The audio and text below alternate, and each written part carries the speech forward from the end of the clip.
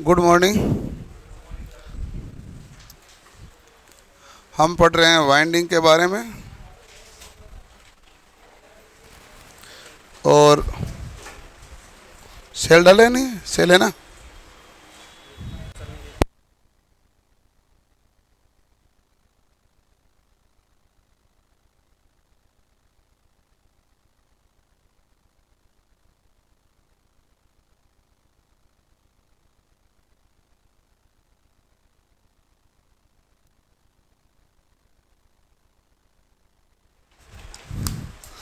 मामला मुझे सही लगा था रे, सेल का मामला नहीं था। हाँ भाई,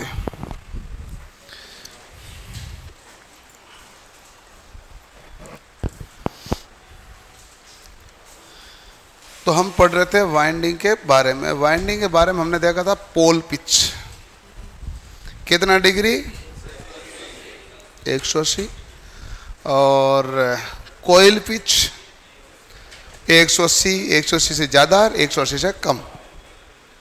180 से यदि कम है तो वो क्या कहलाएगी भाई, शॉर्ट पिच। 180 होगी तो फुल पिच और 180 से ज़्यादा होगी तो लॉन्ग पिच। क्या हुआ, बोलो, कुछ पूछना चाहते हो? हाँ, पेन रह गया, दो भाई, पेन दो उसको।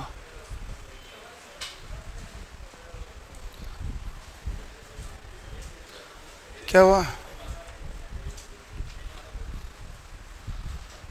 तुम्हारी वाली गैंग के सदस्य गायब कैसे हैं?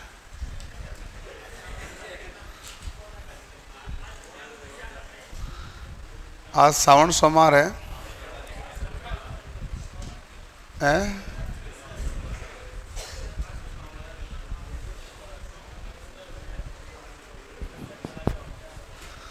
सबसे ज्यादा मानने और पूजे जाने वाले देव है महादेव। हाँ, बोले भंडारी। इसमें कभी कोई विवाद नहीं होता, कभी कुछ नहीं होता, सब बोले के भगत है। कभी कोई विवाद नहीं होता, कभी जीवन में कभी नहीं मिलेगा आपको, सब भोले के भक्त होते हैं। तो अब की बार सावन में 5 सावन सोमवार है। सावन स्टार्ट भी सोमवार से हो रहा है, ख़त्म भी सोमवार को हो रहा है, ऐसा हमें बताया गया है। हमारे यहाँ पर अभी नव विवाहित स्टाफ के द्वारा, क्योंकि सावन के बारे में सबसे ज़्यादा ध्यान वही रखते हैं। और मैंने उनको पूछा था, उन्होंने कहा था कि सर सावन है जो सोमवार से लगेगा। तो मैंने कहा मैंने सुना है 21 तारीख से लग रहा है, संडे से। कहा ना, सोमवार से कन्फर्म है। तो मैंने कहा फिर ये बताओ कि ये आषाढ़ कब लगा था? कि वो मालूम नहीं है।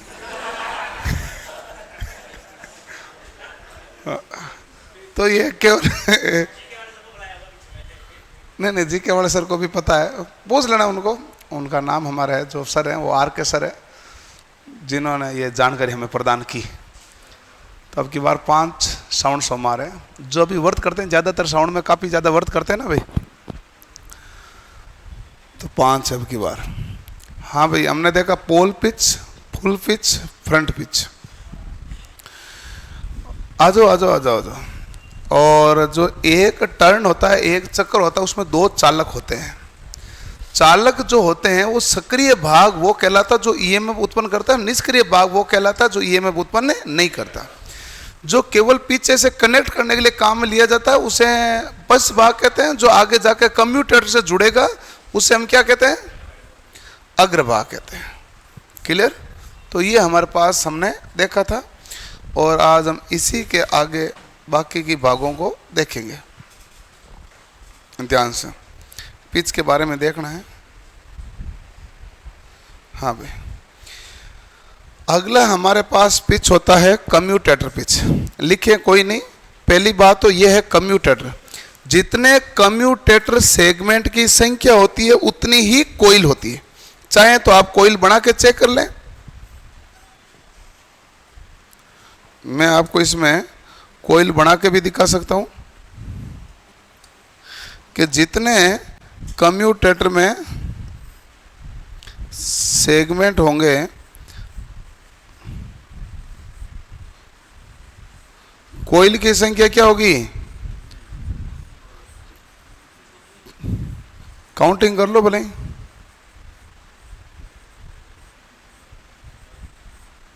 जितने कम्यूटेटर के सेगमेंट है 1 2 3 4 5 6 7 8 9 10, तो ये भी कितनी मिलेगी 1 2 3 4 5 6 7 8 9 10। आसान सवाल यही आता है परीक्षा में, कम्यूटेटर के खंडों की संख्या बराबर कोइल की संख्या।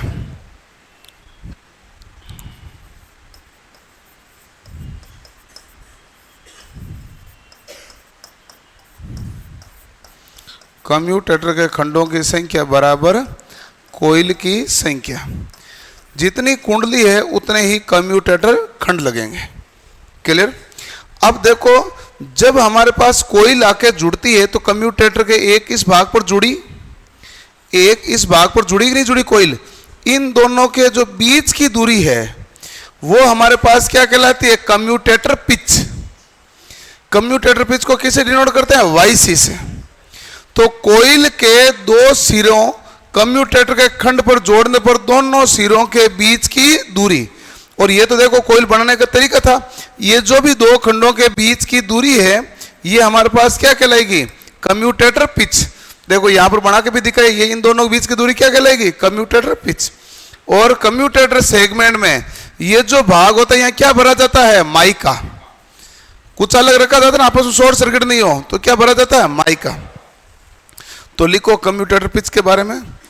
कंफ्यूजन तो नहीं है, कोई भी पिच में कंफ्यूजन है तो पूछ लेना भाई, एक बार नहीं 2 बार पूछ लेना, 2 बार कंफ्यूजन आए तो 3 बार पूछ लेना।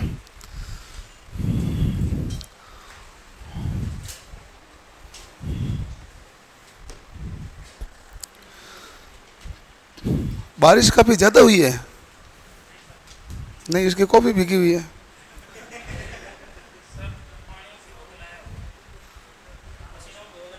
अरे कॉपी रजिस्टर,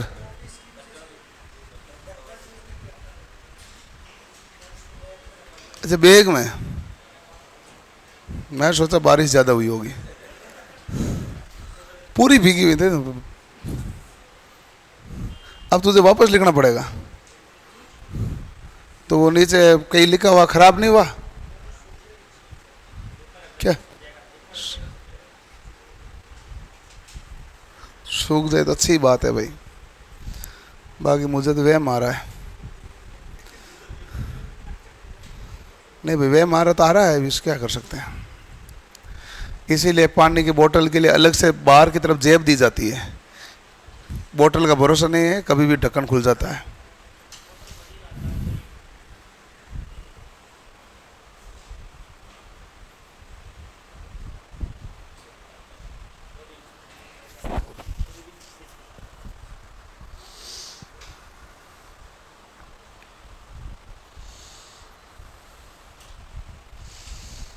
कितने नंबर आ रहे हैं आपके टेस्ट में,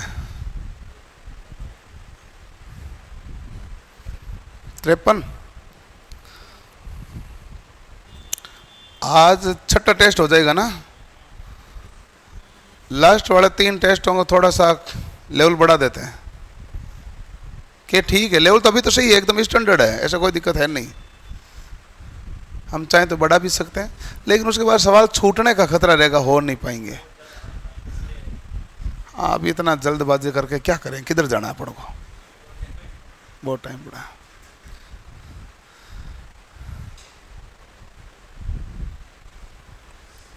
नहीं आजकल बच्चे डेली डेली उसमें थोड़े थोड़े ज़्यादा ही दे रहे हैं, डेली थोड़े नए बच्चे ऐड हो रहे हैं टेस्ट देने।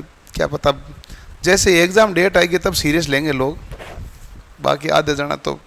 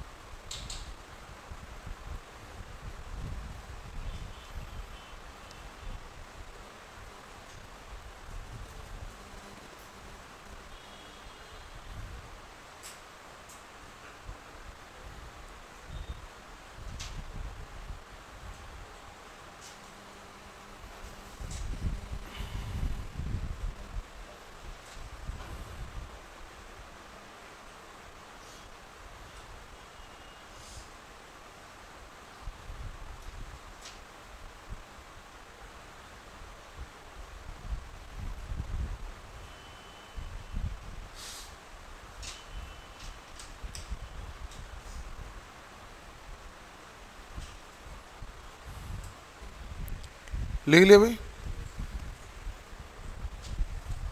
ये ध्यान रखना, बहुत आसान सवाल आता है।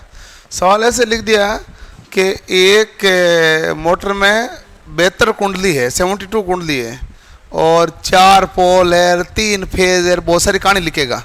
फिर पूछेगा आर्मेचर में खंडों की संख्या कितनी है, तो 72 ही है। और ऐसा सवाल आता है, बाकी कहानी का कोई लेना देना नहीं होता है। आर्मेचर में खंडों की संख्या किसके बराबर है? कोयल की संख्या के बराबर होते हैं।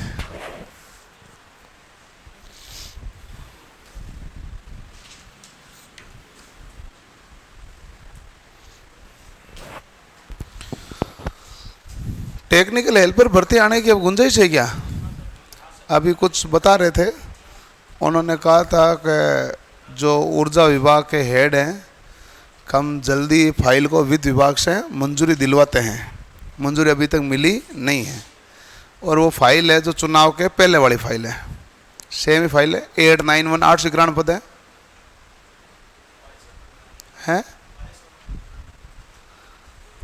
नहीं, पार्षण वितरण नहीं, डिस्ट्रीब्यूशन भी शामिल था उसमें।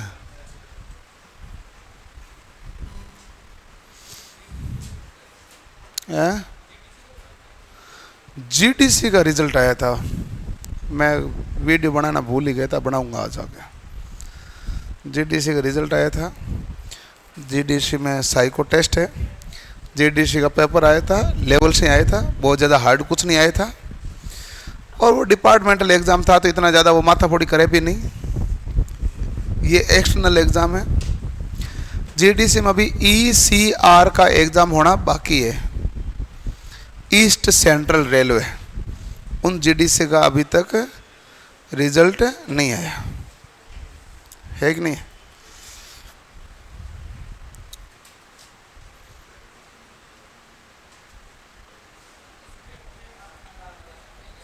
क्या अंदाज़ा लगा सकता हूँ? मतलब नहीं, कोई अंदाज़ा नहीं लगाया जाता है। ये डिपार्टमेंटल एग्ज़ाम था, और ये एक्सटर्नल कैंडिडेट के लिए एग्ज़ाम होता है। डिपार्टमेंटल एग्ज़ाम में मान लो सिलेक्शन लेना है 500 बच्चों का, तो फॉर्म है 5000, ठीक है। इधर कोई तुलना हो ही नहीं सकती, इधर फॉर्म बहुत ज़्यादा है, पेपर का लेवल ढंग का ही आता है, तो वैसा मामला है। अंदाज़ा कुछ नहीं लगाओ, अंदाज़ा इतना ही है, सिलेबस के अकॉर्डिंग ही पूछ रहे हैं। पेपर में हार्ड और आसान लेवल कर सकते हैं, बाकी सिलेबस के बाहर कहीं नहीं गए हैं वो, और जाने की गुंजाइश भी नहीं रहती। लिख लिया भाई। कम्यूटेटर पिच के बाद में अगला हमारे पास है, एक होता है बैक पिच, एक होता है फ्रंट पिच। ध्यान से देखो भाई, बैक पिच किससे कहते हैं? किसी कोइल के प्रथम साइड तथा अंतिम साइड के बीच की दूरी क्या कहलाएगी? Back pitch. तो बैक पिच ही तो कोइल पिच है। कोइल पिच क्या थी? कोइल के दोनों साइड के बीच की दूरी, और ये भी क्या है? कोइल के दोनों साइड के बीच की दूरी, ठीक है।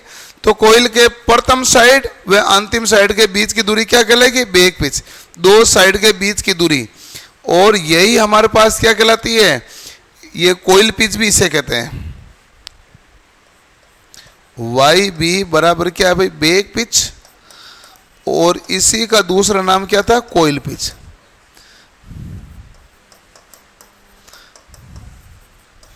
फ्रंट पिच क्या होता है?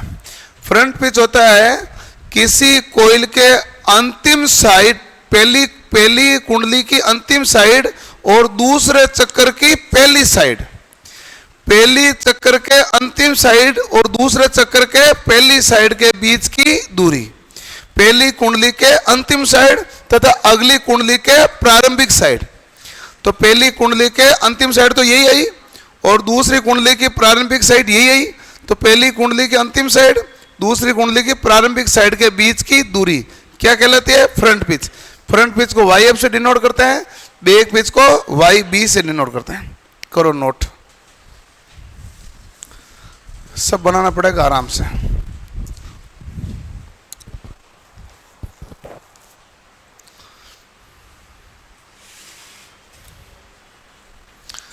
सर हमारे सुपर टेस्ट में 20-22 नंबर आ रहे हैं, और 20-22 नंबर आ रहे हैं ना, तो उनको CBD2 की क्लास नहीं लेनी चाहिए। ये मैंने शनिवार के शाम को वीडियो बना के भी बताया है कि जिस किसी के भी नंबर 30 से कम आ रहे हैं वो 72 की क्लास अभी नहीं लें, खतरा आपके खुद के हैं भाई। 1 पहले पास होना जरूरी है ना जिसके हैं। हाँ भाई, जिसके नंबर अच्छे आ रहे हैं वो 72 की तैयारी करें, बरकरार रखें, शानदार पढ़े। जिसके नहीं आ रहे हैं वो पहले CBT 1 का भी करें भाई फोकस। आपके कौन सा एग्जाम, DSSB का, एनविस का?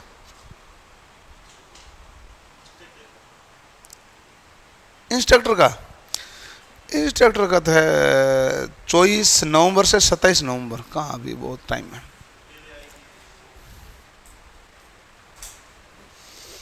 इंस्ट्रक्टर वालों की एक दिक्कत है, इंस्ट्रक्टर वालों में सबको टेक्निकल आता है, जीके बहुत कम लोगों को आता है। जिसका जीके ठीक है जिसका जीके ठीक है वो बाकी भाई आप साथ के साथ जीके पढ़ते रहना। मैं तो आप भर्ती के हिसाब से बता देता हूँ, क्योंकि इंस्ट्रक्टर के जितने भी बच्चे ने फार्म भरा है लगभग को आधी टेक्निकल तो आती ही है। अब उसको शार्प करनी होती है, केवल प्रैक्टिस कर कुरा के क्या करनी है, शार्प करनी है, अच्छी करनी है।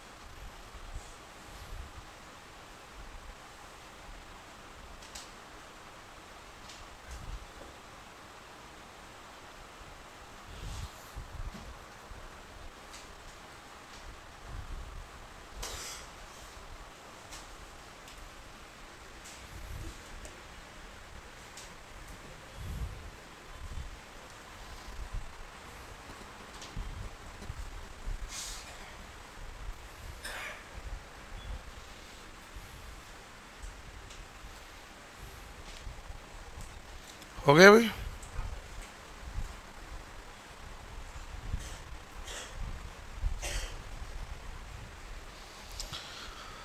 जिसके 38 नंबर आ रहा है ठीक ही नंबर आ रहे हैं भाई, वो CBT की अपनी तैयारी साथ साथ रखो। 30 से कम वाला ज़्यादा सोचने वाला मामला है। 38 वाले, 40 वाले, 45 वाले, 50 वाले, जिसके मान लो 50 नंबर आ रहे हैं तो उसको CBT 1 में कोई खतरा नहीं है। खतरा एक ही चीज़ का है कि एग्जाम के टाइम प्रेजेंस ऑफ माइंड आपका बराबर रहना चाहिए। वो कहते हैं लक वक जो घूमता है वो उसी वहीं पे घूमता है, और कहाँ घूमता है। वो सब कुछ ठीक रहना चाहिए, बाकी कोई दिक्कत है ही नहीं। ये नंबर कोई आसान नहीं होते हैं CBT 1 में, जहाँ 2.5 लाख 2 लाख 80,000 बच्चे पास होंगे तो 50 नंबर कट ऑफ है। 75 में से तो कोई कम थोड़ी, बहुत अच्छी कट ऑफ है, 66% है कि नहीं भाई? लिख लिया? ओके। अगला हमारे पास एक आता औसत पिच। ध्यान से देखो, औसत पिच हमारे पास क्या होता है भाई? Back pitch plus front pitch बटा 2, उसे कहते हैं औसत पिच। एक वाइंडिंग पिच होती है, वाइंडिंग पिच कह दो, या इसको हम परिणामी पिच भी कह देते हैं, रिजल्टेंट। क्या कह देते हैं? परिणामी पिच। परिणामी पिच का लेव वाइंडिंग में back pitch minus front pitch होता है, और वेव वाइंडिंग में back pitch plus front pitch होता है, परिणामी पिच होता है। परिणामी पिच होता है, लेव वाइंडिंग में हमारे पास क्या होता है? Back pitch minus front pitch, और वेव वाइंडिंग में back pitch plus front pitch होता है। अभी हम डायग्राम बना हुआ होगा, नहीं तो मैं बना देता हूं। नहीं बना हुआ ना? चलो देखो कि हमारे पास लेप वाइंडिंग जो होती है वो कहलाती है ओवरलेप घटना। क्या कहलाती है? ओवरलेप। ठीक है, लेप वाइंडिंग में ओवरलेप घटना होती है। ओवरलेप घटना का मतलब ये होता है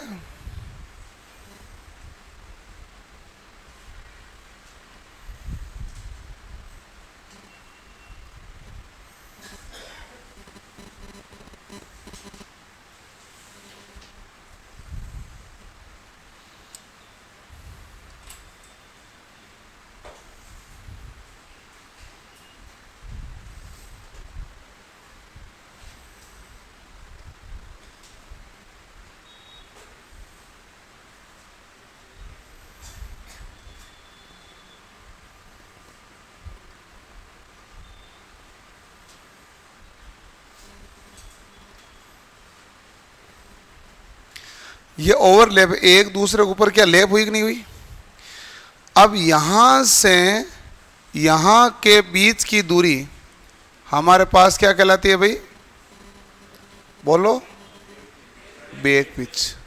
ठीक है, यहां से यहां के बीच की दूरी क्या कहलाती है?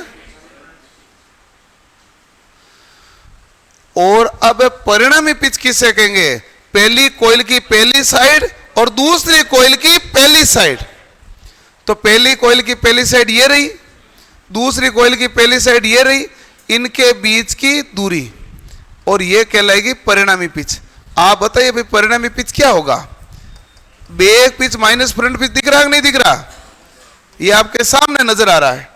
तो परिणामी पिच किसे कहते हैं? पहली कोइल की पहली साइड और दूसरी कोइल की पहली साइड, इनके बीच की दूरी हमारे पास क्या कहलाएगी? परिणामी पिच। और ये वाइंडिंग कौन सी है? लेप वाइंडिंग। और लेप वाइंडिंग को ओवरलेप होता है, ओवरलेप यानी कि समांतर वाइंडिंग भी बोला जाता है। एक अगली वाइंडिंग बनाऊंगा, वो कौन सी है? Wave winding. वेव वाइंडिंग का दूसरा नाम क्या होता है? श्रेणी वाइंडिंग। वेव वाइंडिंग का दूसरा नाम होता है श्रेणी वाइंडिंग। वेव वाइंडिंग कैसी होती है देखना भाई ध्यान से।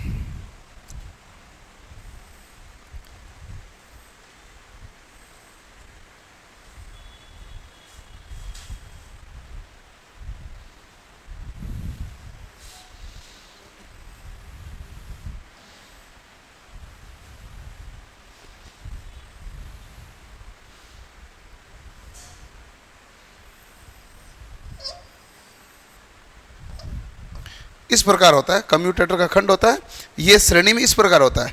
अब ये ओवरलैप थोड़ी करे एक दूसरे के ऊपर। अब देखो, पहली कोइल की पहली साइड और उस कोइल की अंतिम साइड के बीच की दूरी क्या कहलाएगी भाई? Back pitch. और पहली कोइल की अंतिम साइड और दूसरे कोइल की पहली साइड क्या कहलाएगी? Front pitch. और पहली कोइल की पहली साइड दूसरी कोइल की पहली साइड, इनके बीच की दूरी क्या कहलाएगी? परिणामी पिच। अब तो दोनों जुड़ी कि नहीं जुड़ी? और यहां दोनों अंतर हुआ कि नहीं हुआ? ये आपके सामने बना हुआ डायग्राम है, तो डायग्राम बना लेना, नहीं तो कहोगे ये जुड़ी क्यों और ये घटी क्यों। ये वाइंडिंग ऐसी होती है, लेप और वेव होती है ऐसी वाइंडिंग, इसलिए कारण ये है। 4 अप्रैल का बैच कब तक और चलेगा? चलेगा 2-3 महीने और चलेगा। 4 अप्रैल का बैच तो चलेगा ना भाई, इसमें क्या दिक्कत? हमें ही परेशानी नहीं होती है, हम भी 6 महीने के बैच को 7 महीने 8 महीने, कौन सी तुम्हारी परीक्षा आ गई हमने पीछे छोड़ दिया। आराम से पढ़ा रहे, आराम से पढ़ते चलो।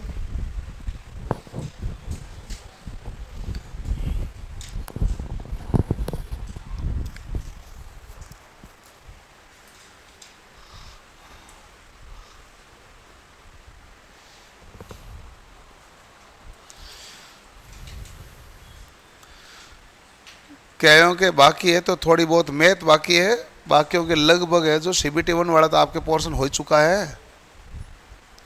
थोड़ा बहुत कोई 2 रीजनिंग का टॉपिक बाकी होंगे, 1-2 केमिस्ट्री होगा, किसी का होगा तो यही मामला होगा तो भी यही होगा, बाकी लगभग है। हो गई, वाह।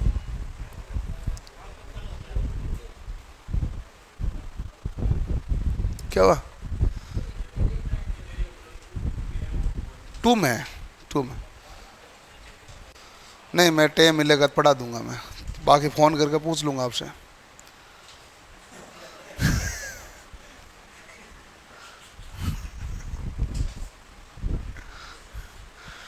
आप उस चीज़ों की तनाव मत लें, चीज़ को छोड़ेंगे थोड़ी ना आपको मैं एक पहले दिन से एक चीज़ मैं कहता हूँ, आप भले कितनी बार भी मुझे कहें, मैं आप कहेंगे उस हिसाब से मैं चलूँगा नहीं। आपका बेच किस हिसाब से चलना चाहिए उस हिसाब से मैं पक्का चलूँगा, और वैसे ही चलता हूँ। आपके यदि एग्ज़ाम होते हैं तो मैं आपको उस हिसाब से थोड़ा जल्दबाजी में पढ़ाता। अभी क्या है कि आपके सिलेक्शन के लिए सबसे ज़्यादा ज़रूरी चीज़ होती है कंसिस्टेंसी, जिसे कहते हैं रेगुलरिटी, नियमितता। ये ज़रूरी है, जिसकी ये रेगुलरिटी यानी नियमितता बनी रहती है, सिलेक्शन लेने की संभावना सबसे ज़्यादा उसी की है। चाहे टेस्ट में हो रेगुलरिटी, चाहे पढ़ने में हो रेगुलरिटी, चाहे लाइब्रेरी जाके पढ़ने में हो रेगुलरिटी, कैसे भी हो। अब आपके पास जब एग्ज़ाम लेट हो जाते हैं ना, तो केवल सिलेक्शन वही लेता है जिसकी रेगुलरिटी बहुत अच्छी होती है, उसकी संभावना बहुत ज़्यादा है। नहीं तो भले कितने आप पहले अच्छा पढ़ा हो, रेगुलरिटी टूट गई तो बाकी सब भूल गए।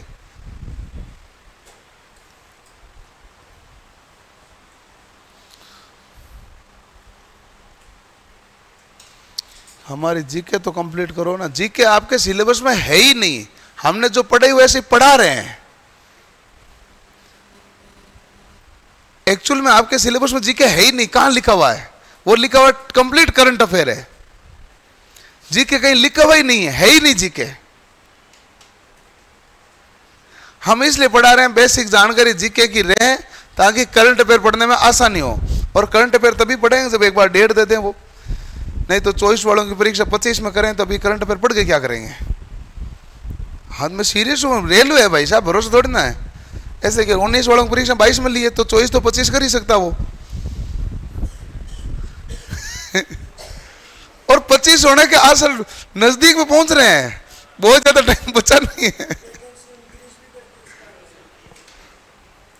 तो यही तो मैं कह रहा हूं, इसलिए पहले मैं तो कह रहा था, मैं तो तब से भी कह रहा था करंट अफेयर तभी पढ़ेंगे जब एग्जाम की डेट आएगी। और बिना एग्जाम की डेट करंट अफेयर पढ़ने वाला पता नहीं कौन है दुनिया में और क्यों पढ़ रहे हैं, ये मुझे खुद को आज तक समझ में नहीं आया। मैंने जीवन में बहुत सारे बैचों में बहुत पढ़ाया है, डेली करंट अफेयर क्यों पढ़ना है, क्या काम आ रहा है? SBI का चेयरमैन कौन हुआ, क्या काम आ रहा है? अभी काम आ रहा है कि आपके फिक्स चीजें हैं वो पक्की होनी चाहिए। 65 में से कितने नंबर आ रहे हैं, सबसे इंपॉर्टेंट अभी ये है। अभी तो यही है ना भाई, ये तो कभी चेंज होना नहीं है, ये तो फिक्स रहना है। तो बाद में करंट अफेयर, लास्ट में करंट अफेयर का रिवीजन करना है। जब आपके सब अच्छे हो रखे होंगे ये, तो लास्ट के 10 दिन में करंट ही पढ़ोगे तो भी पूरा पढ़ लोगे, ऐसा कुछ है नहीं उसमें। और दूसरा मामला ये है, मैं वैसे किसी को डिस्टर्ब करना नहीं चाहता, क्योंकि दिमाग होता है एक तरह का कैलकुलेटिव चल रहा है तो थ्योरेटिकल चलेगा नहीं। जिसकी मैथ वेथ बहुत अच्छी होती है ना, जीके शानदार होती नहीं है, क्योंकि दोनों का सोचने का तरीका अंतर है। इसलिए हम कहते हैं उसको लास्ट में रखा करो, इधर थोड़ा कैलकुलेटिव कर लो, मेन ये है। अभी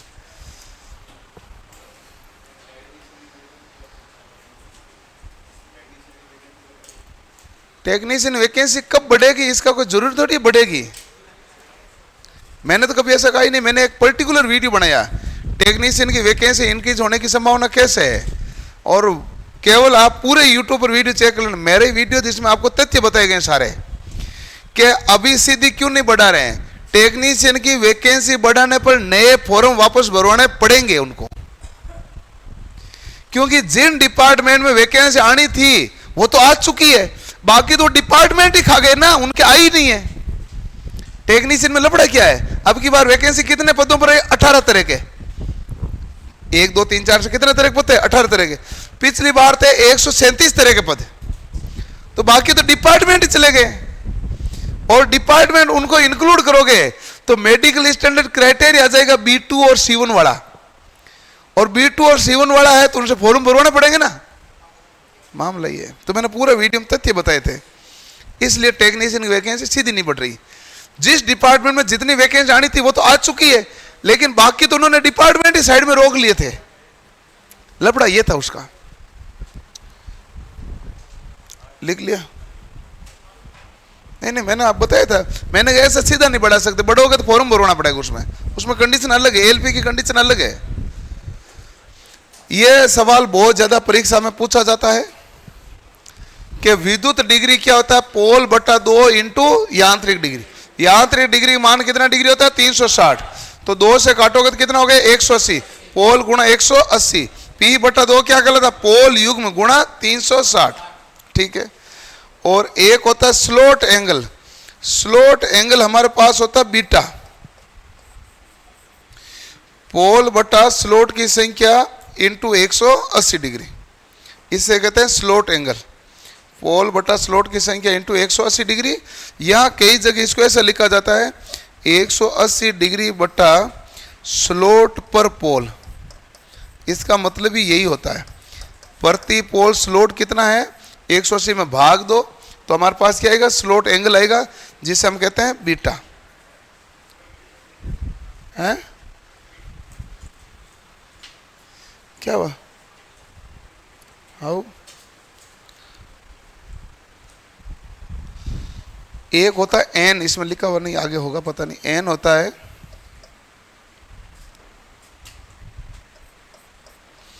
नंबर ऑफ स्लोट पर पोल पर फेज।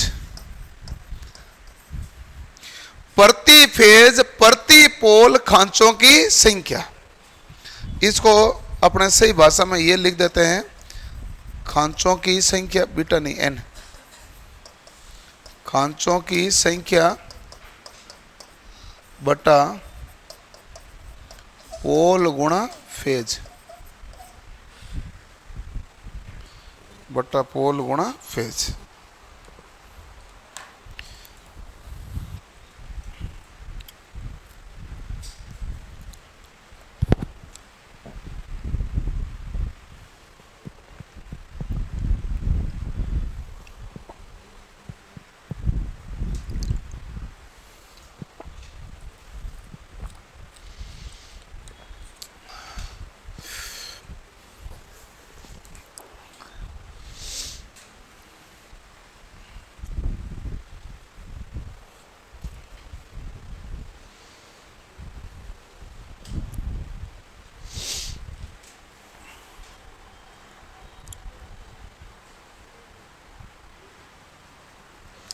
बायोलॉजी वाले सर ने पढ़ाने की स्पीड बढ़ा दी, उनको बोलो आराम से पढ़ाएं। मैं उनको बोलूँगा आराम से पढ़ाएं, लेकिन आपका तो कोर्स हो गया।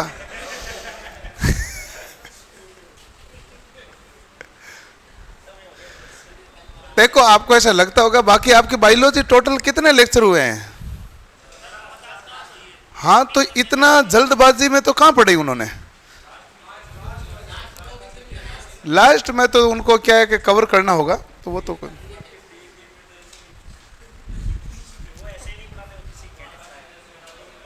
है। नहीं, मैंने तो ये बोला था उनको कि भाई संडे को इसीलिए बुलाया था कि संडे तक आपको पूरा कराना है इसको, क्योंकि मंडे से जिनके रीजनिंग बाकी है ना 3-4 चैप्टर, उनकी स्टार्ट करना है। हमें शेड्यूल लगाना पड़ता है ना, इसलिए। बाकी ऐसा कोई कारण नहीं है। लगभग 40 से 50 घंटे में ये होती है केमिस्ट्री, इतने में बायोलॉजी है, इतने में फिजिक्स है। लगभग 140 से 150 घंटे के आसपास साइंस आती है। और आपके परीक्षा के सारे सवाल कवर हो जाते हैं। परीक्षा के सवाल चेक करो, वो लगभग सारे कवर हो जाएंगे।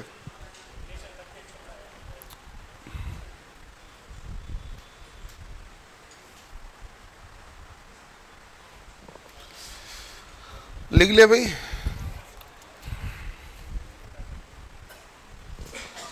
हाँ, बीटा और एन दोनों लिखा दिया ना।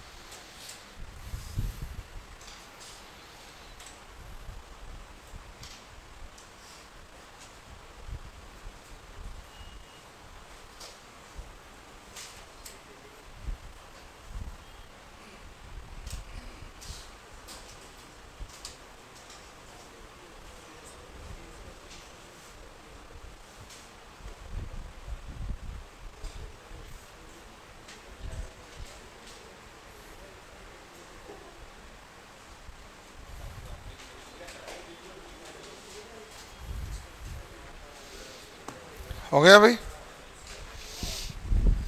चलो, अगला है हमारे पास आर्मेचर वाइंडिंग है। मुख्यतः डीसी में दो प्रकार की वाइंडिंग होती है, जैसे एक होती है लेव वाइंडिंग, दूसरी होती है वेव वाइंडिंग। और इस पूरी कहानी को समझना है तो सिंपल ऐसे समझ लें, मैं आराम से लिख देता हूँ कि हमारे पास एक होती है लेव वाइंडिंग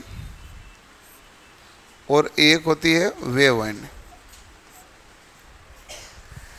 वेव वाइंडिंग जो होती है उसमें समांतर पथों की संख्या कितनी होती है भाई? 2। इसमें समांतर पथों की संख्या होती है 2 और इसमें समांतर पथों की संख्या कितनी होती है भाई? पोलों की संख्या के बराबर। ठीक है। इसके अलावा चाहे लेप हो चाहे वेव वाइंडिंग दोनों हो, इसमें हमारे पास क्या होता है कि लेप और वेव वाइंडिंग में कम्यूटेटर पिच का मान आता है कि कम्यूटेटर के पिच का मान क्या है। तो कम्यूटेटर के पिच का मान हमारे पास है कि सिंप्लेक्स के लिए कितना होता है? 1, चाहे लेप हो चाहे वेव हो। और ये हमारे पास 1 प्लस वाला किस में आएगा? प्रोग्रेसिव वाइंडिंग में। एक वाइंडिंग होगी आगे जाके रेट्रोग्रेसिव। रेट्रोग्रेसिव जो विपरीत दिशा में चलती है यानी प्रतिगामी, उसके लिए आता है -1। और परगामी है जो आगे की तरफ चलती है उसका आता है +1। तो ये हमारे पास लेप और वेव है। इसमें एक होता है सिंप्लेक्स और एक होता है मल्टीप्लेक्स। मल्टीप्लेक्स में अलग अलग होता है, एक होता है डुप्लेक्स, एक होता है ट्रिप्लेक्स,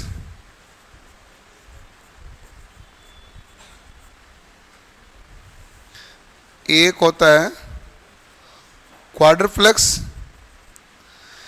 जो सिंप्लेक्स होता है इसमें कम्यूटेटर पिच का मान होता है +-1 लिख दिया मैंने। प्लस माइनस जैसे मैंने 1 लिखा तो यहां 2 चीजें बनेगी, एक YC प्लस का 1 है या माइनस का 1 है। तो मैं कहूंगा प्लस का 1 तो तब है जब हमारे पास परगामी है वाइंडिंग। परगामी मतलब प्रोग्रेसिव। प्रोग्रेसिव है तो हमारे पास कम्यूटेटर पिच का मान क्या होगा भाई? प्लस का। और प्रतिगामी है तो हमारे पास कम्यूटेटर पिच का मान क्या हो जाएगा भाई? और इससे कहते हैं रेट्रोग्रेसिव। जिस प्रकार ये +-1 होता है, डुप्लेक्स भी क्या होता है भाई? +-2। ट्रिप्लेक्स किसे कहेंगे? +-3। क्वाड्रप्लेक्स किसे कहेंगे? +-4। ये क्लियर करो नोट।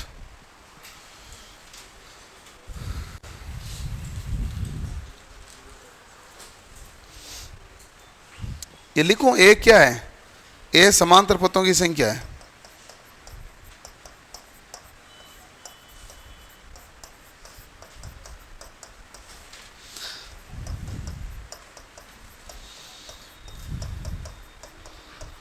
पी है पोल की संख्या।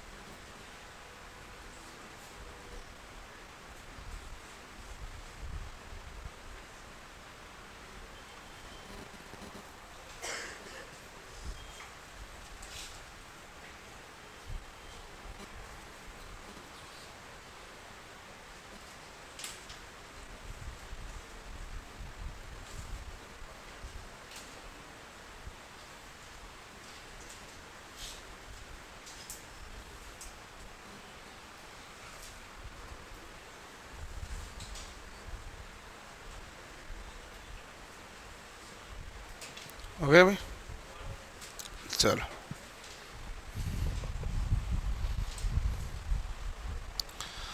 अगला हमारे पास है लेव वाइंडिंग क्या होती है। लेव वाइंडिंग बारे में वैसे तो हमने पहले ही देख लिया था, back pitch minus front pitch होता है। समांतर पथों की संख्या पोलों की संख्या बराबर है। जब हमारे पास समांतर पथों की संख्या ज़्यादा है तो इसका मतलब है धारा भी हमारे पास क्या होगी, ज़्यादा। और ज़्यादा धारा होगी तो सभी के अंदर धारा उत्पन्न होगी, इसीलिए तो धारा पथ ज़्यादा है, तभी तो धारा ज़्यादा है। और सभी में धारा बराबर होनी चाहिए, इसलिए कौन सी रिंग का प्रयोग किया जाता है, समकारी। समकारी रिंग को हम क्या कहते हैं, इक्वलाइजर रिंग। क्यों प्रयोग करते हैं, सभी पथों में धारा का प्रवाह क्या हो, बराबर। नहीं तो यदि एक में धारा कम और एक में धारा ज्यादा, जिसके कारण स्पार्किंग होने का खतरा रहता है, इसलिए सभी पथों में धारा बराबर हो तो कौन सी रिंग होगी, समकारी। किसकी बनी होती है, कॉपर की। और देखो जब हम वेल्डिंग करते हैं तो हमें वोल्टेज क्या चाहिए होते हैं, कम, लेकिन धारा क्या चाहिए होती है, ज्यादा। इसलिए पूछा जाता है कि वेल्डिंग में कौन सी वाइंडिंग काम आती है, लेव वाइंडिंग काम में आती है। और ये तो मैंने थोड़ी देर पहले बताया था, आर्मेचर वाइंडिंग एक दूसरे को क्या करती है, ओवरलेप। फिर हमने बना के भी चित्र देखा था ओवरलेप करता हुआ, जिससे हमारे पास back pitch minus front pitch क्या आया था, रिजल्टेंट पिच आया कि नहीं आया। तो परिणामी पिच ये आया था। और अभी थोड़ी देर पहले लिखा समांतर पथों की संख्या पोलों की संख्या के बराबर। और इसका प्रयोग कहां होता है? उच्च धारा और निम्न विभव। वेव वाइंडिंग का निम्न धारा उच्च विभव, वहां वेव वाइंडिंग है। लेप का उच्च धारा, धारा कम होगी ज्यादा होगी कैसे पता चलेगा? समांतर पथ से। समांतर के पथ ज्यादा है तो धारा क्या है? ज्यादा। समांतर के पथ कम है तो धारा क्या है? कम। तो यहां समांतर के पथ पोलों की संख्या एक बराबर है। यदि पोल 4 है तो समांतर पथ 4 है, पोल 6 तो समांतर पथ 6 है, पोल 8 है तो समांतर पथ कितने हैं? 8। तो समांतर पथ ज्यादा है। वेव वाइंडिंग में तो सदैव ही समांतर पथ कितने होते हैं? 2। तो लेप में समांतर पथ ज्यादा है इसलिए धारा क्या होगी? ज्यादा। तो वोल्टेज क्या होगा? कम। करो नोट।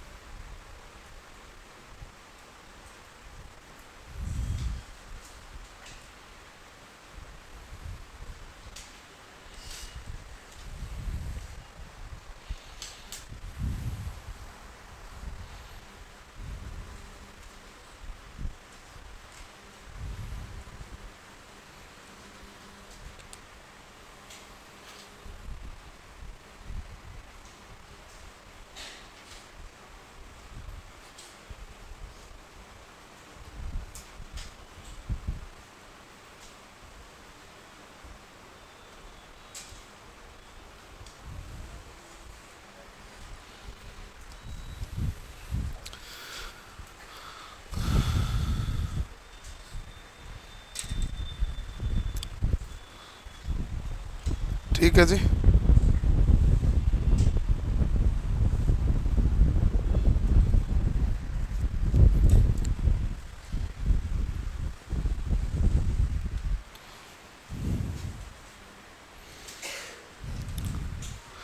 वेव वाइंडिंग में बैक पिच और फ्रंट पिच का क्या होता है, योग।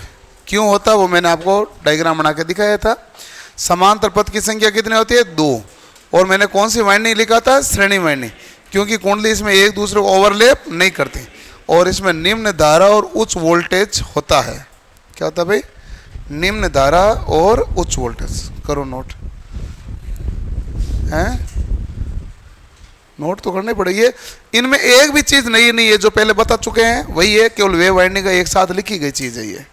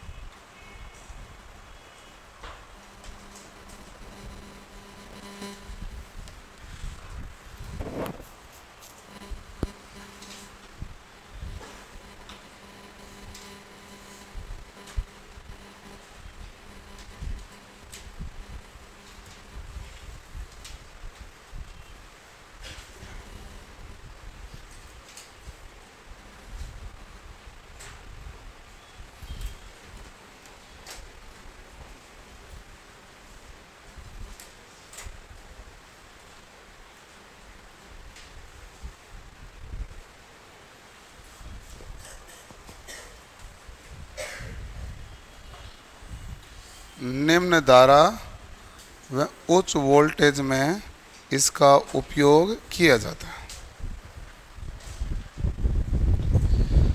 निम्न धारा व उच्च वोल्टेज में इसका उपयोग किया जाता है।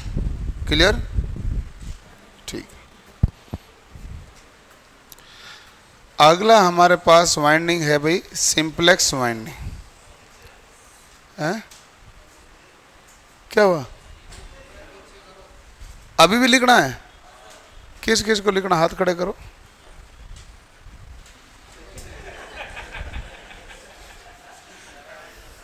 आपके पड़ोसी ने लिख लिया, ये भी फंस गया। पीछे वाले ने लिख लिया, आगे वाले ने लिख लिया, तो तुम दोनों इसलिए फंसे बातें कर रहे होंगे। अब ये सिंपलेक्स वाइंडिंग, इसमें लिखने की अब खास आवश्यकता नहीं है, भले लिखो देख लो। सिंपलेक्स में क्या होता है, एक देखो 1 2 3 4 है ना, तो इसके बीच में एक ही गैप आ रहा कि नहीं आ रहा, तो इसमें कम्यूटेटर पिच का मान कितना होता है, 1। सेगमेंट यदि 6 है और कोइल भी कितनी होगी, 6, तो चालक कितने हो जाएंगे, 6 × 2 कितने हो जाएंगे, 12। ठीक है, लेकिन जैसे हम बात करेंगे डुप्लेक्स की, डुप्लेक्स में हमारे पास कुंडलियों की संख्या वो खांचों की संख्या की कितनी हो जाएगी, दुगुनी। और यहाँ कम्यूटेटर पिच का मान कितना आ जाएगा, दो। तो देख लो, एक छोड़ के एक वाइंडिंग करेंगे नहीं करें, ये डुप्लेक्स है। जैसे बात करेंगे ट्रिप्लेक्स की तो वो तीन हो जाएंगे, यानी कि दो छोड़ के एक आ जाएगा आगे। और एक आगे होता है प्रोग्रेसिव और रेट्रोग्रेसिव वाइंडिंग। प्रोग्रेसिव वाइंडिंग में एक ये कंडीशन बहुत पूछी जाती है कि बैक पिच का मान फ्रंट पिच से अधिक है। प्रोग्रेसिव होती है ऐसी वाइंडिंग। आप बताओ बैक पिच और फ्रंट पिच में बड़ा कौन है, बैक पिच है ना, फ्रंट पिच क्या दिख रहा है, छोटा। तो बैक पिच का मान फ्रंट पिच से क्या होता है, ज्यादा। रेट्रोग्रेसिव होता है जो विपरीत दिशा में से चलती हुई आ रही है। क्या हो रही है भाई, विपरीत दिशा। इसमें फ्रंट पिच तो यहां से लेके यहां तक है, बड़ा है, और बैक पिच क्या है, छोटा। तो फ्रंट पिच बड़ा है और बैक पिच क्या है, छोटा। तो ये हमारे पास कौन सी हो गई, रेट्रोग्रेसिव। रेट्रोग्रेसिव में कम्यूटेटर पिच का मान क्या आएगा, माइनस का है। इसमें कुंडली विपरीत दिशा में घूमती है, इसमें कुंडली आगे बढ़ने वाली दिशा में घूमती है। तो आप केवल इसको लिख लो, पर ये भी लिख लो, एक बार एक सवाल पूछा ये भी है, लिखो सिंप्लेक्स और डुप्लेक्स को।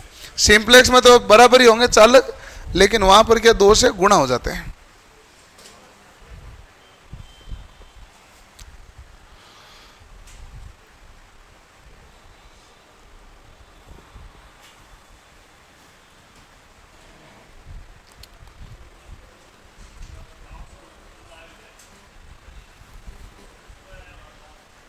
गांव से हॉस्पिटल में कोई आए हुए हैं, आपको बुला रहे हैं, आपको बुला रहे हैं, बुला रहे हैं, मिलने जाना आपको। हाँ जाओ जाओ जाओ।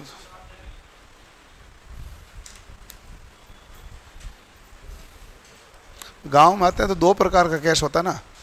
एक तो होता है कि वो गांव से आए हुए तो अपन को मिलने जाना है, और एक होता है कि अपन को काम करवाना है। दो अलग अलग प्रकार के केस होते हैं।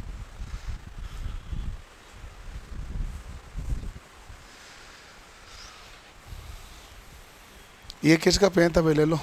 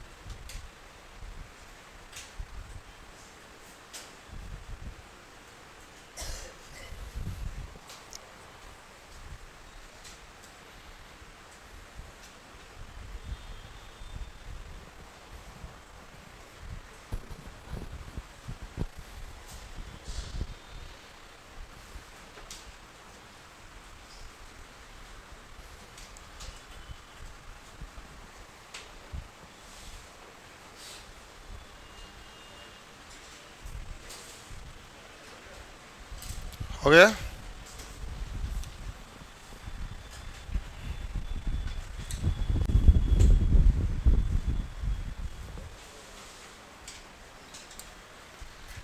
अगला हमारे पास है मल्टीप्लेक्स वाइंडिंग। मल्टीप्लेक्स में हमने पूरी मल्टीप्लेक्स तो नहीं देखा, डुप्लेक्स के बारे में देखा।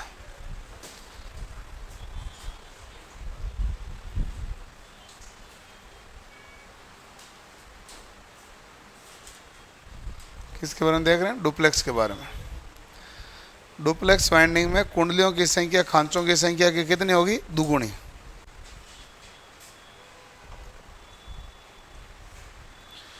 स्लॉट कह दो या सेगमेंट कह दो भाई।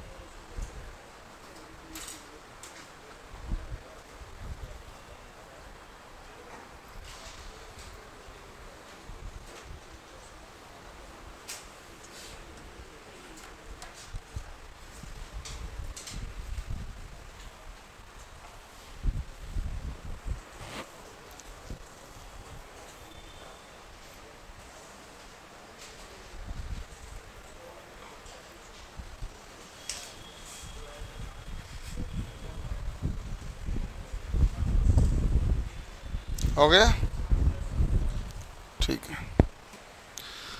अगला हमारे पास है प्रोग्रेसिव वाइंडिंग। कौन सी वाइंडिंग है? प्रोग्रेसिव। प्रोग्रेसिव वाइंडिंग हमारे पास क्या होती है भाई? बैक पिच का मान फ्रंट पिच से क्या होता है? अधिक। बैक पिच का मान फ्रंट पिच से अधिक होता है क्योंकि आगे बढ़ने वाली दिशा में वाइंडिंग हो रही है। जो पीछे की तरफ आ रही है उसे हम क्या कहते हैं? रेट्रोग्रेसिव। रेट्रोग्रेसिव को हिंदी में कहते हैं प्रतिगामी। इसे क्या कहते हैं? और इसे कहते हैं परगामी। और परगामी होती है जिसमें बैक पिच फ्रंट पिच से ज़्यादा है, कम्यूटेटर पिच का मान +1 है। और रेट्रोग्रेसिव होता है जिसमें फ्रंट पिच बड़ा है, बैक पिच छोटा है, और ये मान क्या आएगा? -1। करो नोट। ये हमारे पास वाइंडिंग के जो बेसिक डेफिनेशन के भाग हैं वो कंप्लीट हुए हैं।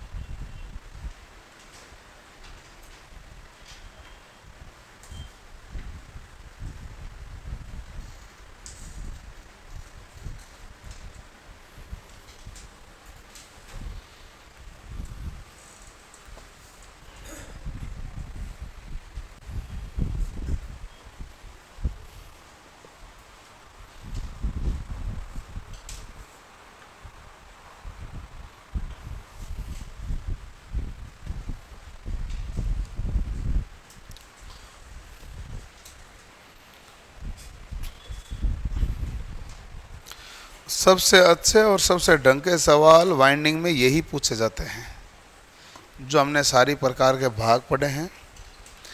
अब जितने भी भाग देखेंगे तो उसमें होता चित्र बना हुआ, ये कौन सी वाइंडिंग है, चेन वाइंडिंग है, लूप वाइंडिंग है, डायमंड वाइंडिंग है, बास्केट वाइंडिंग है, स्केन वाइंडिंग है, स्क्यूड वाइंडिंग है। डायग्राम दे के बताना होता है, और डायग्राम दे के आपको नाम ध्यान रखना है।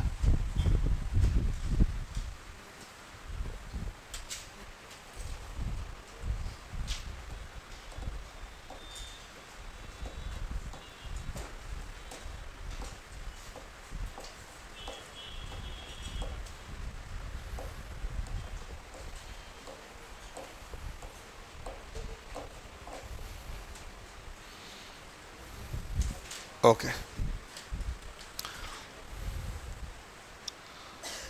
अगला देखो हमारे पास नेक्स्ट में एसी वाइंडिंग और डीसी वाइंडिंग में एसी वाइंडिंग के बारे में देखेंगे। एसी वाइंडिंग में हमारे पास अलग अलग प्रकार की वाइंडिंग है। पहली वाइंडिंग है जो बास्केट वाइंडिंग है। बास्केट वाइंडिंग वो होती है जिसमें हमारे पास टोकरी बन जाती है, टोकरी नुमा। ये टोकरी नुमा आकृति बनती है। बास्केट का मतलब टोकरी होती है।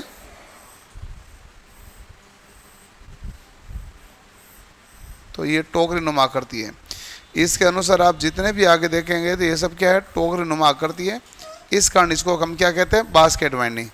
नाम आपको चित्र से याद रखना पड़ेगा। चित्र देके पूछेगा कौन सी वाइंडिंग है, या वाइंडिंग का नाम देके पूछेगा, 4 चित्र देके बताओ कौन सी है। तो पहला मामला तो ये ध्यान रखना। तो ये वाइंडिंग कौन सी है हमारे पास, बास्केट वाइंडिंग। बास्केट वाइंडिंग के बाद में ये जो वाइंडिंग होती है कंसंट्रिंग वाइंडिंग कहलाती है। कंसंट्रिंग वाइंडिंग क्यों कहलाती है, कंसंट्रिंग का मतलब होता है से केंद्रीय। अब बताओ इसमें केंद्र समान है कि नहीं है, इसके लिए भी तो केंद्र यही काम करेगा, इसके भी तो केंद्र यही है, और इसका भी तो केंद्र यही है। आप देखो तीनों में पोल पिच में अलग अलग अंतर है कि नहीं है। जैसे मान लो मैंने एक बिंदु बनाया, ये से केंद्रीय वृत्त है कि नहीं दोनों। अब दोनों व्यास अलग अलग है कि नहीं है, तो मतलब इसका पोल पिच क्या है, अलग अलग, और से केंद्रीय है, से केंद्रीय है, तो हमें किसे कहेंगे, कंसंट्रिंग वाइंडिंग। लेकिन इस बास्केट वाइंडिंग के अंतर्गत आपने देखा कि इनके पोल पिच जो ये दूरी है वही दूरी ये रहेगी, है कि नहीं है। तो पोल पिच इसमें क्या थी, सेम, लेकिन इसमें केंद्र सेम है, पोल पिच सेम है नहीं। तो ये वाइंडिंग क्या कहलाएगी, कंसंट्रिंग वाइंडिंग। कंसंट्रिंग वाइंडिंग के बाद में आता है स्केन वाइंडिंग। एक आप लो बड़ा सा लंबा चालक तार जिसे वाइंडिंग बढ़ाओ। जैसे देखो ये अपने कहीं पेन उठाना ही नहीं है, इसका मतलब एक ही चालक तार के द्वारा बनी गई है।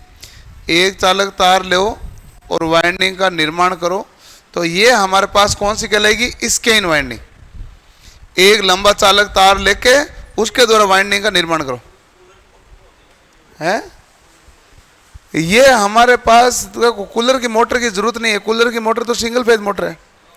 सिंगल फेज मोटर में आप कोई सी भी वो वाइंडिंग कर सकते हैं जो शॉर्ट पिच होती है। हार्मोनिक्स का प्रभाव नहीं आने तो सारी शॉर्ट पिच एलो है। ये शॉर्ट पिच होती है तो ये भी एलो है। अगली हमारे पास वाइंडिंग है फ्लैट लूप नॉन ओवरलैप। 1 2 3 4 ये लूप बने कि नहीं बने। लूप का मतलब ही क्या होता है, बंद पाथ। आप देखो एक दूसरे का ओवरलैप कर रहे हैं क्या, कहीं पर भाई एक दूसरे के ऊपर आ रहे हैं नहीं, और ये एक दूसरे के ऊपर ये आ रहे हैं, तो इसलिए ये क्या कहलाएगा, चेन वाइंडिंग। ये हमारे पास क्या कहलाएगा, चेन वाइंडिंग आएगा, क्योंकि ये हमारे पास चेन की कड़ियां बनती है ना, वैसे बनी हुई है। ये तो हमारे पास मुख्य भाग वाला है, और ये बीच में क्या जुड़ी हुई है भाई, कड़ियां सी।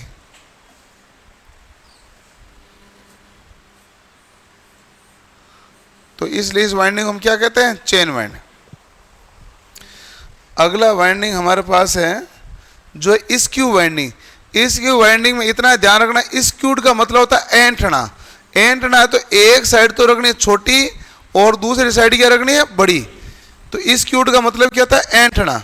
ऐंठना का मतलब एक भुजा छोटी है, दूसरा भुजा क्या है, बड़ी। उस वाइंडिंग हम क्या कहोगे, स्क्यूड वाइंडिंग। और हमारे पास डायमंड वाइंडिंग है, तो इसका शेप किस प्रकार से है, डायमंड की। डायमंड की प्रकार से आकार है, इसलिए इसे हम क्या कहेंगे, डायमंड शेप। और ध्यान रखें, डायमंड शेप को दोनों तरफ से दबा दिया तो हमारे पास कौन सी बन गई, इनवॉल्यूट कॉइल वाइंडिंग। डायमंड को दोनों तरफ से क्या कर दिया, प्रेस कर दिया, तो ये हो गए involute coil winding. Involute coil winding, ये दोनों प्रकार से दबाने पर इनवॉल्यूट कॉइल वाइंडिंग का निर्माण हो जाता है। तो ये हमारे पास है वाइंडिंग है। ऐसी वाइंडिंग है अलग अलग प्रकार की, आपको ध्यान तो डायग्राम के साथ रखना पड़ता है। और पूछा सवाल सबसे ज्यादा किसके साथ है भाई, डायग्राम के साथ। अब हमारे पास ये वाइंडिंग है, तो ये हमारे पास बास्केट वाइंडिंग है। दूसरी हम आकृति क्या है, टोकरी नुमा, सिंगल लेयर और डबल लेयर होती है। अब इनके बीच में एक एक ही भाग एक नहीं है, तो ये तो सिंगल लेयर कहलाती है, ये दो दो भाग है, तो ये क्या कहलाएगा, डबल लेयर। ठीक है, इसमें निष्क्रिय भाग एक दूसरे को क्या करते हैं, ऊपर देखो क्रॉस कर रहे हैं। ठीक है, इसमें सभी कोयल में कोयल स्पेन क्या है, एक समान। और उपयोग कहाँ किया जाता है, 3 फेज मोटरों के अंदर किया जाता है। तो इसका उपयोग हम 3 फेज मोटर के अंदर करते हैं। लिखो तो लिखो, बाकी मत ही लिखो, भले बाद में लिख लेना। हाँ तो लिख लो, अभी लिख लो, मेरे क्या जा रहा है, तुम्हें जब चाहे तब लिखो। ये इस गुरुवार को हम मशीन जो पढ़नी है पूरी पढ़ लेंगे, हैं, फिर मशीनें पूरी हो जाएगी। ठीक है, मॉड्यूल फर्स्ट,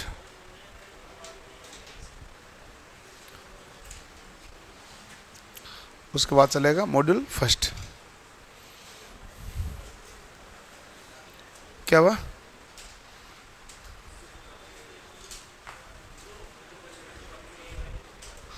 हम करेंगे 0 से शुरू, जहां बाकी है वहां आप कैच कर लेना आ जाना। लेकिन इतना बाकी है तो आप शुरू से वापस पढ़ लेना ना। मॉड्यूल फर्स्ट जो है, जो पक्का है, परमानेंट होता है, जो स्ट्रॉन्ग होता है सबसे ज्यादा। बाकी क्या पूरे पढ़ लेना वापस, क्या दिक्कत है। बाकी क्या आपके तो प्रतिरोधक हो रखा होगा,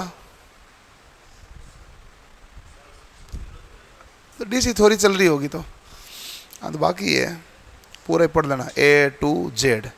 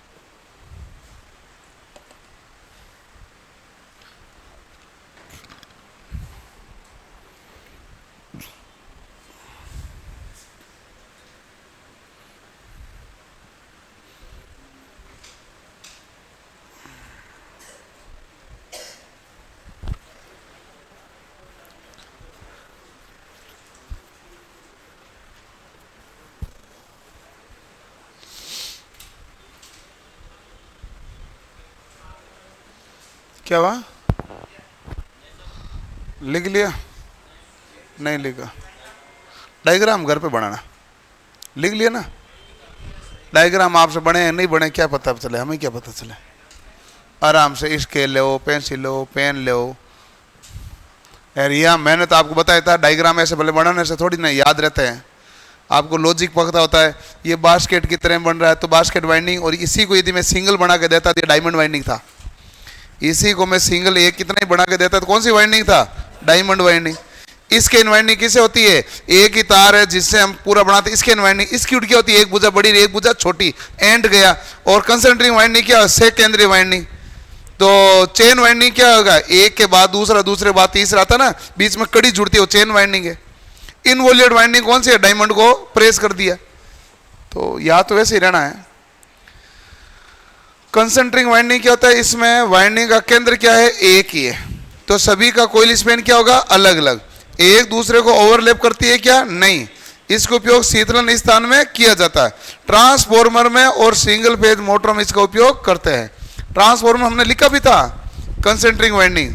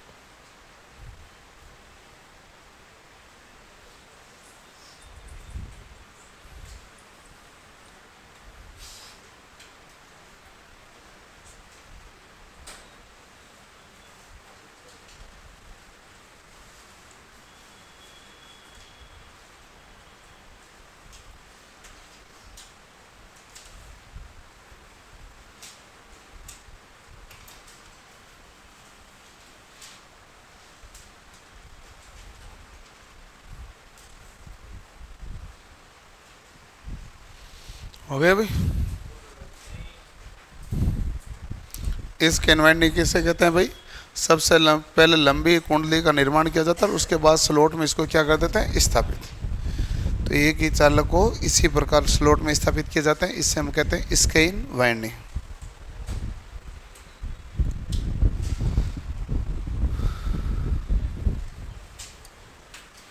अगला है फ्लैट लूप या नॉन ओवरलैप। ये ओवरलैप नहीं करती है।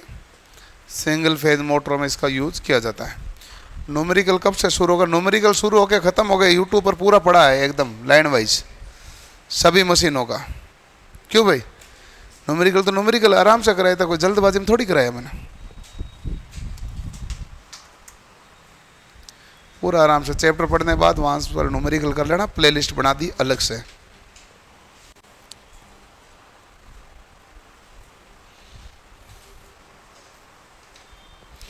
पढ़ा तो इतना दिया रे, पढ़ लोगे तो घना ही है, पढ़ाई हुआ तो कम तो है ही नहीं। ये चाहिए वो चाहिए सब दिया हुआ है, पढ़ने वाला ही चाहिए, पढ़ाई में कोई कमी नहीं रखी।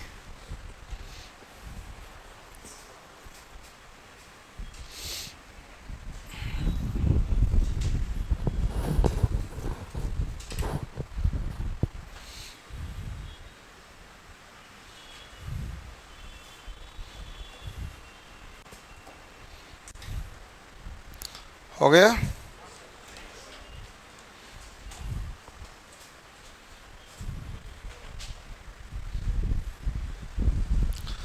अगला हमारे पास है चेन वाइंडिंग। चेन वाइंडिंग क्या होता है? अलग अलग पिच की कोयल काम ली जाती है। इसकी और इसकी पिच क्या है? सेम है? नहीं है। जो ब्लैक और रेड की पिच क्या है? सेम नहीं है। अलग अलग पिच की कोयल को हम क्या कहते हैं? चेन कहते हैं। अलग अलग पिच की कोयल को जोड़ोगे तो क्या कहलाएगा? चेन कहलाएगा। चेन का मतलब होता है कड़ी से कड़ी जुड़ना। तो देख लो जुड़ती जाएगी, अलग अलग पिच की मामला।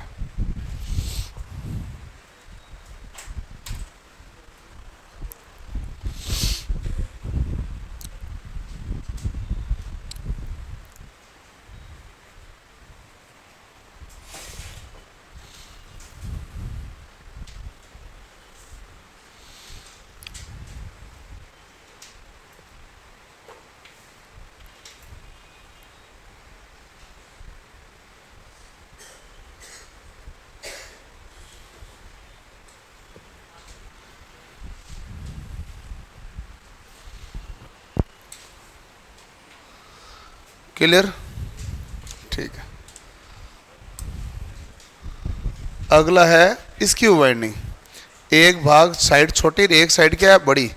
तो इसे स्क्यूड किया जाता है। उच्च वोल्टेज की मशीनों में इस वाइंडिंग का प्रयोग करते हैं ताकि उष्मा विकिरण के लिए स्थान प्राप्त हो, उष्मा आराम से बाहर निकले।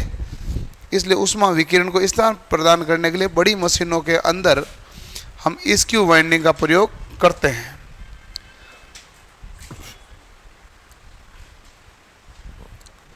आज ये कोर्स लिया हूँ, कैसे पढ़ूँ? पुराना वीडियो पढ़ो भाई, दिन में 2-2 3-3 पढ़ो वीडियो, नोट्स बनाओ।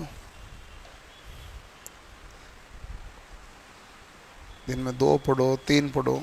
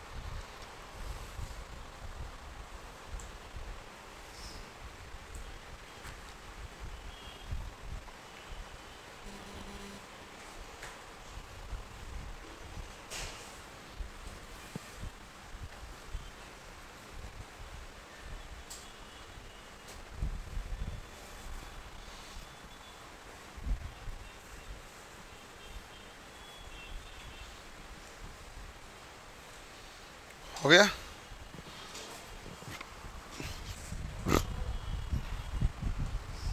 अगला है डायमंड कॉइल वाइंडिंग। क्या हुआ, लिखना बाकी है क्या, डायग्राम बनाना बाकी है? लिखना तो इसमें दो तो लाइन है।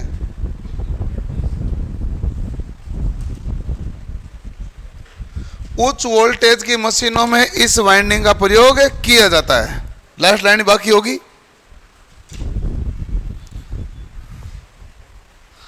अगला है डायमंड कॉइल वाइंडिंग। इसका आकृति डायमंड जैसी है, भुजा षटभुजाकार, अधिक स्थान घेरती है, उच्च वोल्टेज में काम में लिया जाता है ताकि ऊष्मा का क्या हो, विकिरण हो आसानी से, इसलिए हम इसको डायमंड कॉइल वाइंडिंग को काम में लेते हैं। फोटो देख के पूछा जाएगा कौन सी वाइंडिंग है।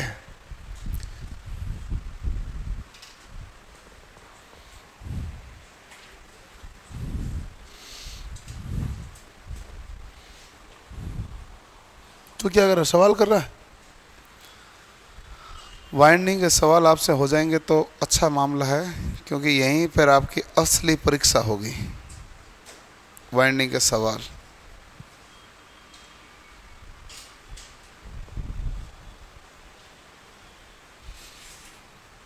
क्या कहना चाहता हूँ, या तो इसको जोर से कह दो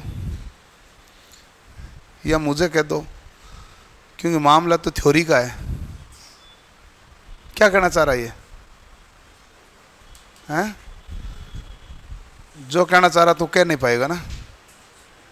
सुना ही नहीं, तूने सुना ही नहीं ना, हाँ बोल के हाँ हंसने लग गया था। ओके, नहीं तो फिर वो एक कॉमन टेंडेंसी होती है, जब समझ में नहीं आता तो मुस्कुरा के हाँ कर देते हैं, जो हो चल जाएगा।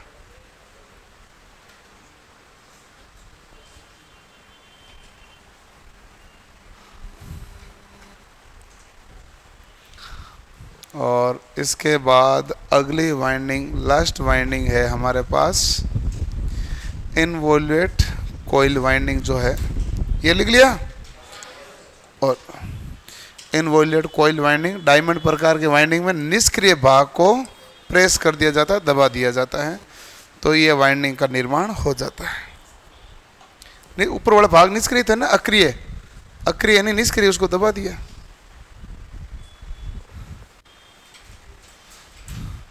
ताकि आकार क्या घेरे, कम। पहले जगह क्या घेरी थी, ज़्यादा, अब जगह ये क्या घेरेगी, कम घेरेगी। तो ये हमारे पास वाइंडिंग का भाग आज पूरा हुआ। कल थोड़ा बहुत वाइंडिंग का भाग देखेंगे, फिर हम डीसी मशीन के बारे में पढ़ेंगे। मशीन के बारे में इतना ही है, डीसी मशीन के पार्ट्स पढ़ लेना है ढंग से। जनरेटर मोटर अपने हिसाब से देख लो, बाकी इतना आवश्यक है नहीं, क्योंकि जनरेटर मोटर सबसे ज़्यादा कन्फ्यूजन करते हैं। डीसी जनरेटर और डीसी मोटर पढ़ने के बाद में आदमी को लगता है कि मोटर मशीनें पढ़नी नहीं चाहिए।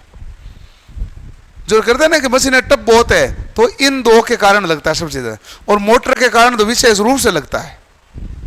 वही डीसी वाली, सिंगल फेज मोटर में थोड़ी लग रहा है, सिंक्रोनस मोटर में भी ऐसा नहीं लगेगा। और यदि यहां लग रहा तो वहां आप सोचो क्या लगेगा, वो बड़ा मामला। लेकिन डीसी मशीन के पार्ट्स पढ़ने चाहिए, पार्ट्स के सवाल अच्छे आते हैं आराम से। तो पार्ट्स हम पूरा पढ़ेंगे, बेसिक हम देखेंगे पूरा। क्लास लाइव नहीं हो रहा है, क्लास लाइव हो रहा है, एंड कर दो, हो गई बहुत, ही विश्वास नहीं कर रहे हैं, खत्म करो मामला।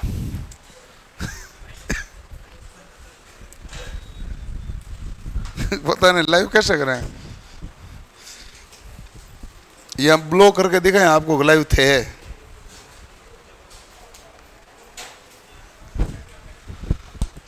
चलो हो गया भाई,